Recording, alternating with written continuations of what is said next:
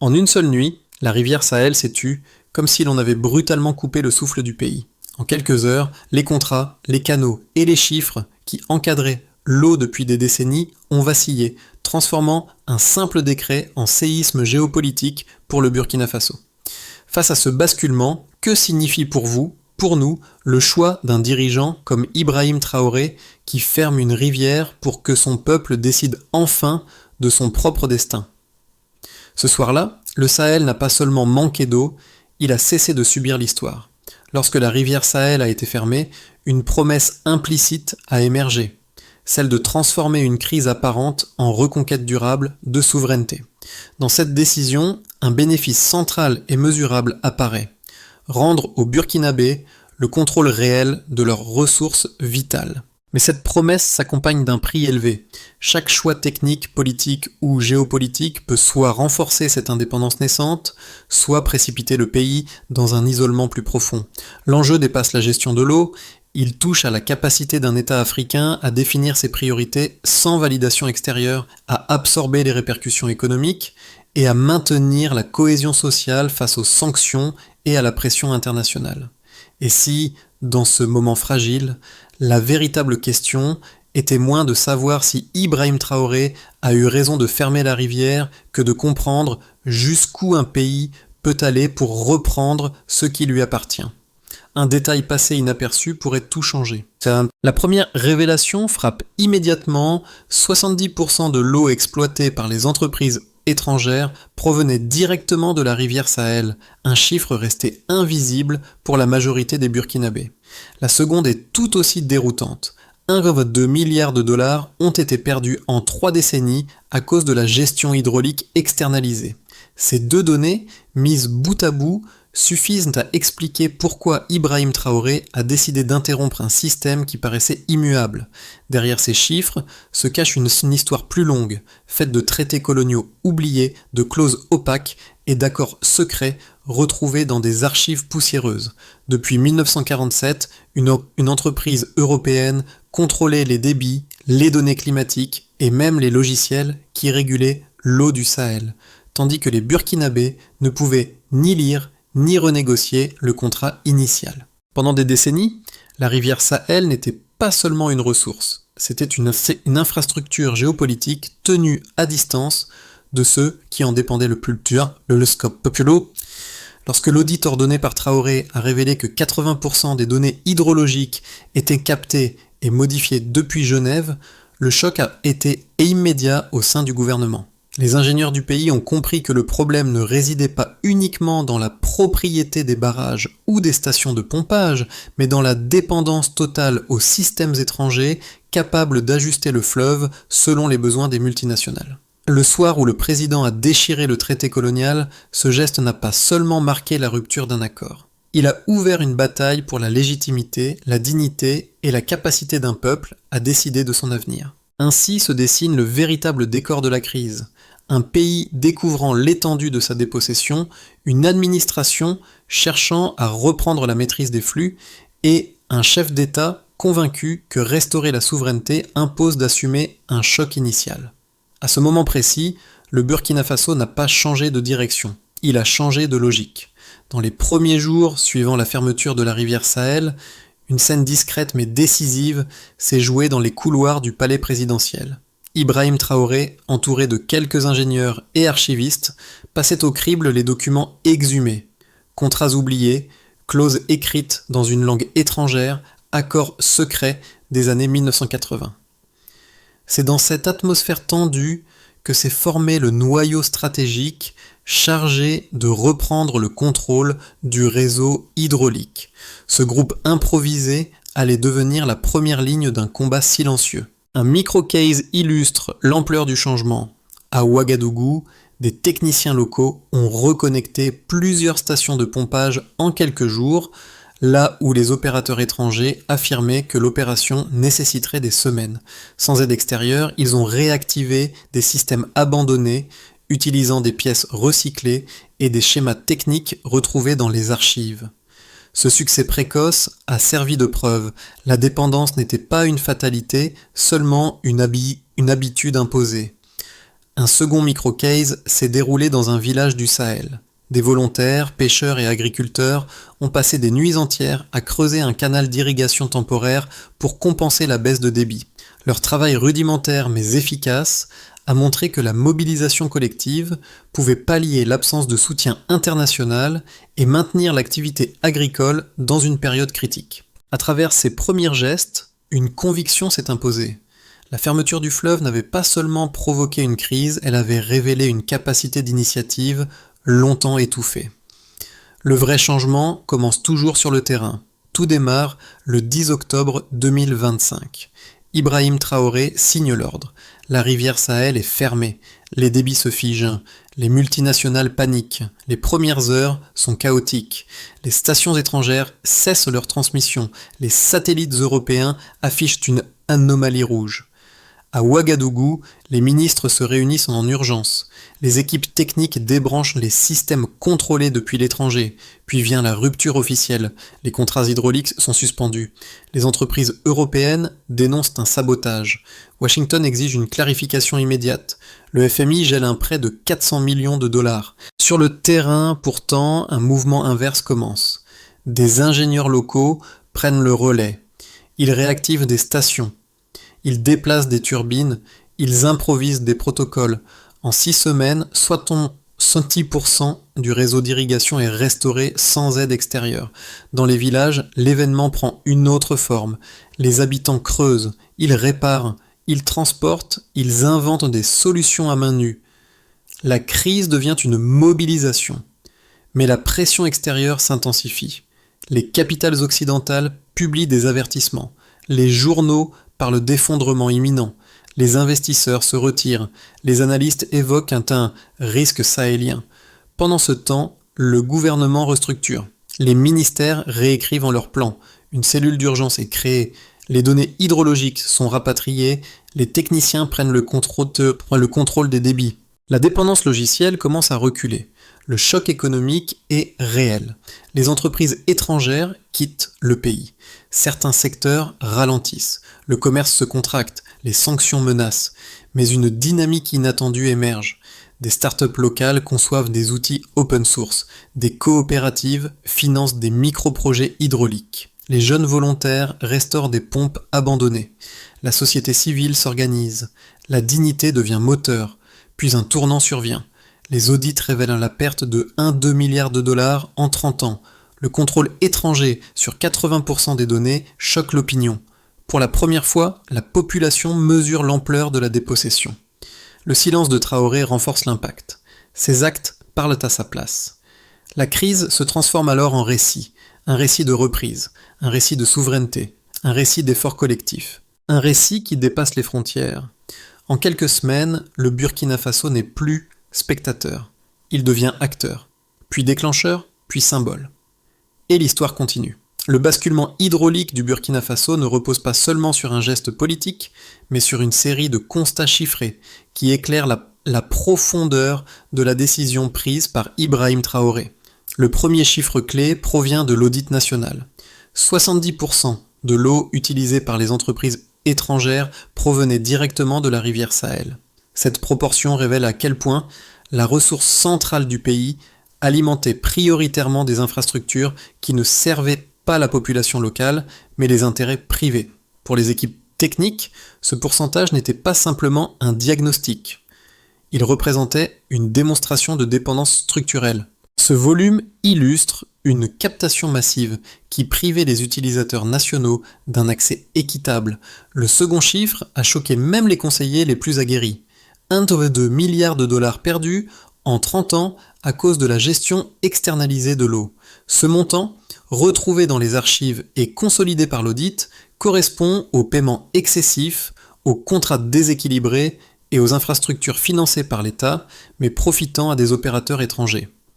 En d'autres termes, une ressource vitale avait généré une hémorragie financière lente mais constante. Cette perte annuelle représente une fuite économique qui fragilisait durablement la souveraineté nationale. La troisième donnée a déclenché une véritable onde de choc politique. 80% des données climatiques et hydrologiques étaient contrôlées depuis l'étranger. Une société privée basée à Genève fixait les paramètres de gestion, détenait les brevets logiciels et ajustait les débits selon les besoins des multinationales. Le Burkina Faso, jusqu'alors, ne maîtrisait ni les capteurs, ni les algorithmes, ni les protocoles techniques. Le fleuve Sahel n'était pas seulement administré depuis l'extérieur, il était littéralement télécommandé depuis une autre capitale. Cette dépendance numérique montre une emprise totale empêchant toute autonomie réelle. Ces 3 chiffres ne forment pas une simple liste. Ils constituent la colonne vertébrale de la décision qui a conduit à la fermeture du fleuve. Ils expliquent pourquoi, le soir où Traoré a déchiré le traité de 1947, la mesure n'a pas été perçue comme une rupture improvisée, mais comme la conclusion logique d'un système devenu intenable. Le pays se trouvait face à un paradoxe. Bien que propriétaire de son eau, il n'en contrôlait ni l'usage, ni le prix, ni les données. Lorsque les résultats de l'audit ont été rendus publics, l'effet a été immédiat. Les ministères ont réorganisé leurs protocoles. Les ingénieurs ont rapatrié les informations techniques. Les communautés ont compris que la crise n'était pas une catastrophe, mais un révélateur. La société civile a commencé à débattre de souveraineté, non pas en termes abstraits, mais en termes de chiffres concrets, mesurables et indiscutables. C'est dans cette dynamique que le pays a retrouvé un axe, celui d'une autonomie construite par étapes, éclairée par des données rendues enfin visibles. Et derrière ces chiffres, une question demeure. Que devient un peuple lorsqu'il récupère ce qui lui avait été confisqué ?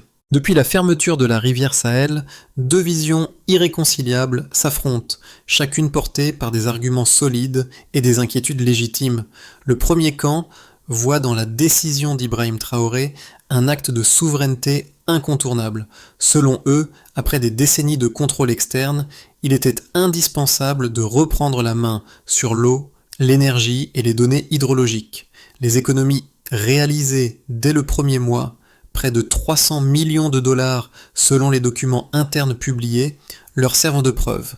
La dépendance n'était pas seulement injuste, elle était coûteuse. Ils rappellent aussi que sans intervention, les entreprises étrangères auraient continué d'exploiter un système entièrement configuré pour leurs propres besoins, comme l'ont démontré les audits, révélant la captation de 70% des ressources hydrauliques. Mais un second camp défend une lecture inverse.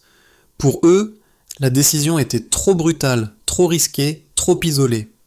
Ils craignent que le pays ne puisse soutenir longtemps les sanctions, les prêts gelés et le retrait des investisseurs. Ils redoutent que l'absence d'infrastructures extérieures combinée à la perte de technologies importées ne provoque une pression insupportable sur l'agriculture, la santé et la stabilité sociale. Ils rappellent que la transition vers une autonomie totale est complexe et que le Burkina Faso pourrait payer un prix élevé avant de bénéficier des effets de la rupture. Face à ces 2 récits, un élément objectif se détache, les résultats visibles sur le terrain. En moins de 2 mois, 60% du système hydraulique avait été rétabli par des ingénieurs burkinabés sans assistance étrangère. Des villages entiers avaient construit leurs propres canaux. Et les audits avaient mis au jour une dépendance numérique presque totale, contrôlée depuis Genève. Ainsi, la critique la plus dure et l'enthousiasme le plus fort se heurtent à une même réalité. La décision a révélé un pays capable d'agir par lui-même, mais encore en pleine transition, entre risques palpables et gains émergents. Tout bascule d'un coup. Au moment où les capitales occidentales annoncent sanctions et avertissements, une réalité inattendue se dessine sur le terrain. Les ingénieurs burkinabés reconnectent les stations hydrauliques plus vite que prévu, renversant les prédictions alarmistes qui circulaient à l'étranger. Le silence d'Ibrahim Traoré, perçu comme une faiblesse par certains, devient alors une stratégie lisible. Laisser les actes parler, laisser les résultats contredire les discours. Dans les villages, les volontaires creusent de nouveaux canaux, tandis que les pêcheurs et les agriculteurs s'organisent pour répartir les ressources restantes. Ce qui semblait être un effondrement annoncé se transforme en reconstruction méthodique. À Ouagadougou, les équipes techniques récupèrent les données, réactivent d'anciens réseaux, consolidant les stations de pompage abandonnées depuis longtemps. Au même moment, l'extérieur panique. Les écrans satellites européens affichent une ligne rouge là où le fleuve est fermé.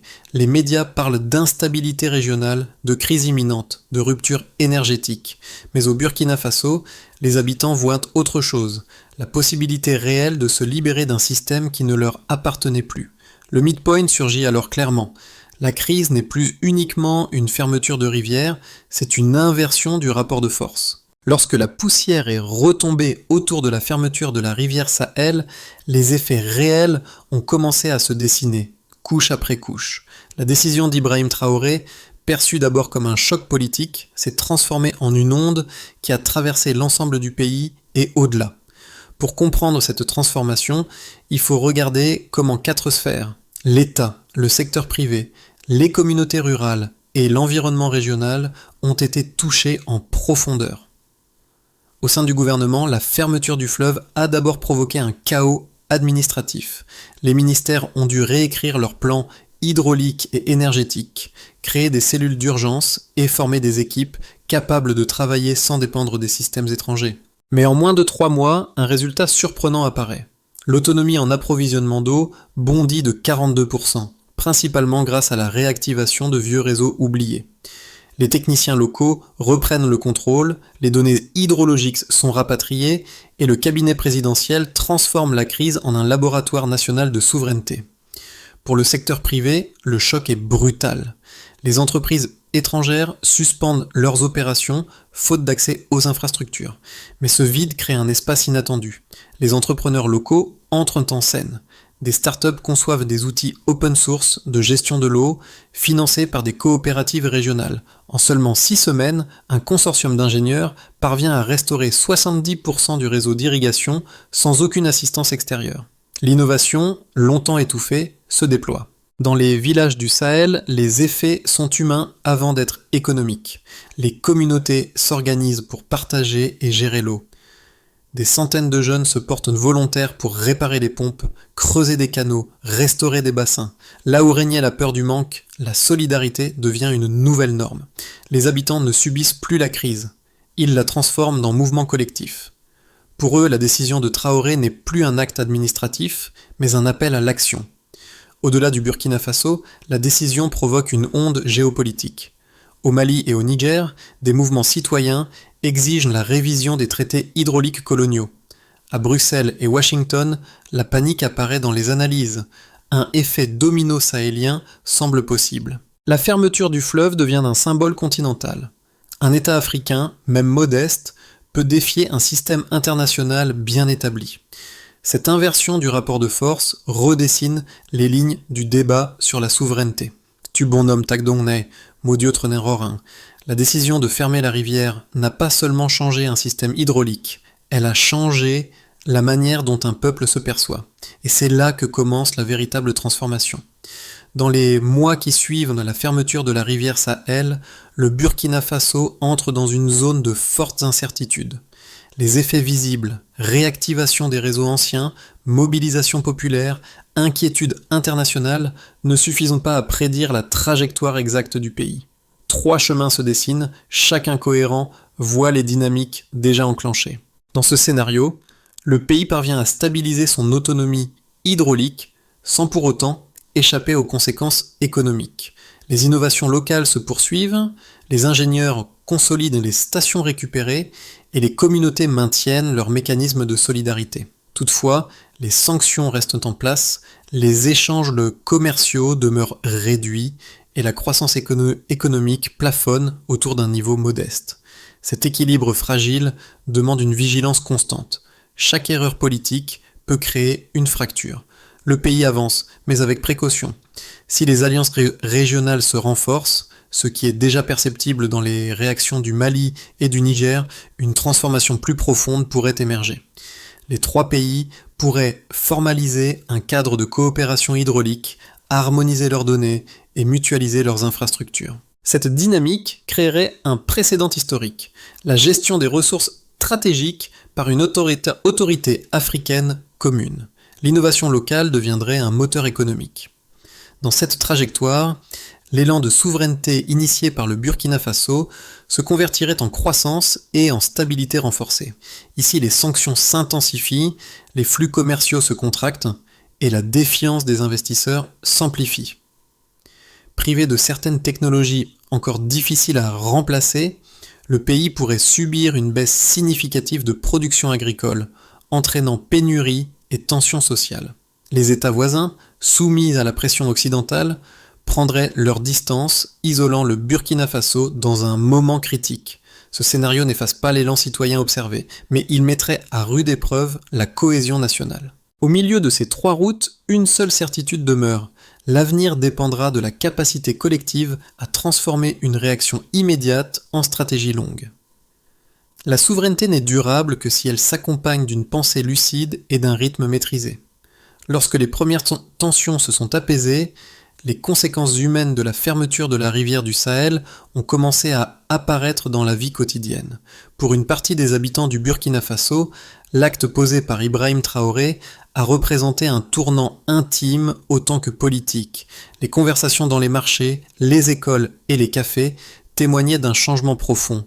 La population n'évoquait plus seulement la crise, mais la possibilité réelle d'un contrôle retrouvé. Dans les villages du nord comme dans les quartiers populaires de Ouagadougou, les ajustements ont été difficiles. Rationnement de l'eau, prix élevés, coupures sporadiques. Mais les familles ont développé de nouvelles formes d'entraide, cuisine collective, partage des réserves, réparation communautaire. Cette solidarité, presque spontanée, a transformé une contrainte en dynamique sociale. Pour les étudiants, enseignants et jeunes travailleurs, la crise a été un révélateur. Ils ont vu que les systèmes étrangers contrôlaient non seulement l'eau, mais les données et les logiciels qui régissaient le fleuve. Ce constat a changé leur rapport au pouvoir et à la responsabilité. L'idée d'une souveraineté technique locale, autrefois abstraite, est devenue une nécessité concrète. Les ingénieurs, artisans et petites entreprises ont redécouvert leur propre capacité d'agir. La remise en service de réseaux abandonnés et la création d'outils open source les ont placés au centre du changement. Pour beaucoup, cette période a marqué la fin d'un sentiment d'impuissance technique. En filigrane, une question revient dans toutes les discussions. Comment transformer cette énergie collective en effort durable ? Commencer par documenter chaque initiative locale et créer des groupes de partage de solutions techniques pourrait amplifier encore ces dynamiques. Pour que la souveraineté hydraulique ne reste pas un symbole, mais devienne un système durable, le gouvernement a développé une stratégie structurée en plusieurs étapes successives. Chacune s'appuie sur les dynamiques déjà observées. Mobilisation populaire, réactivation des réseaux et capacité technique locale. Toutes les stations de pompage, barrages et canaux sont inventoriées dans une base nationale. Les ingénieurs locaux inspectent chaque installation et définissent les priorités de restauration. Le succès se mesure par le nombre de structures réactivées chaque semaine. Un programme de formation est lancé avec l'université de Ouagadougou pour créer au moins 300 spécialistes capables d'entretenir et d'améliorer le réseau. Les résultats sont évalués par le taux de déploiement de ces techniciens sur le terrain et la réduction de la dépendance aux systèmes importés. Cette entité regroupe l'État, les communes et les communautés riveraines. Elle supervise les débits, publie des rapports mensuels et harmonise les pratiques locales. L'efficacité se mesure par la stabilité des volumes d'eau distribués et la rapidité de réaction lors des incidents. Avec le Mali et le Niger, un cadre d'échange hydrologique est mis en place. L'objectif est de mutualiser les données et de créer un mécanisme africain de gestion du bassin. Les progrès se lisent dans la fréquence des échanges et l'intégration des protocoles communs. Une plateforme ouverte permet de suivre les dépenses, les volumes restaurés et les résultats techniques. La confiance se mesure par la participation citoyenne et la stabilité sociale. En suivant ces étapes, le pays transforme une décision audacieuse en architecture durable. La souveraineté devient méthode. Alors que l'eau reprend lentement son chemin sous le contrôle des Burkinabés, une réalité s'installe. La décision de fermer la rivière Sahel, prise en silence par Ibrahim Traoré, est désormais le cœur d'un processus de transformation profonde.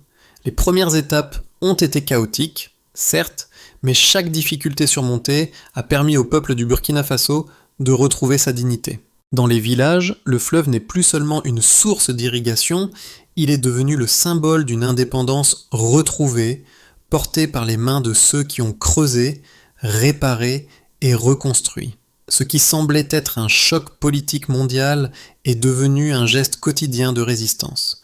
Ce que Ibrahim Traoré a initié ne réside pas dans la force ou la rapidité, mais dans la constance de ceux qui refusent de se laisser dicter leur avenir.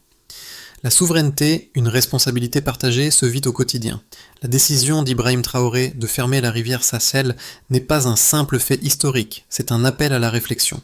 Un appel à reconsidérer non seulement la manière dont nous gérons nos ressources, mais aussi la manière dont nous nous percevons en tant que société. Le Burkina Faso, par sa propre initiative, démontre qu'une petite nation peut bouleverser l'ordre établi et redéfinir les règles du jeu.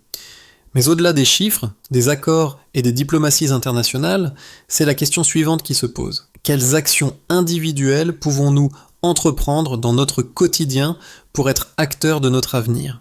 La fermeture du fleuve Sahel rappelle que chaque décision, même à petite échelle, peut avoir un impact durable. Qu'en est-il de vous ?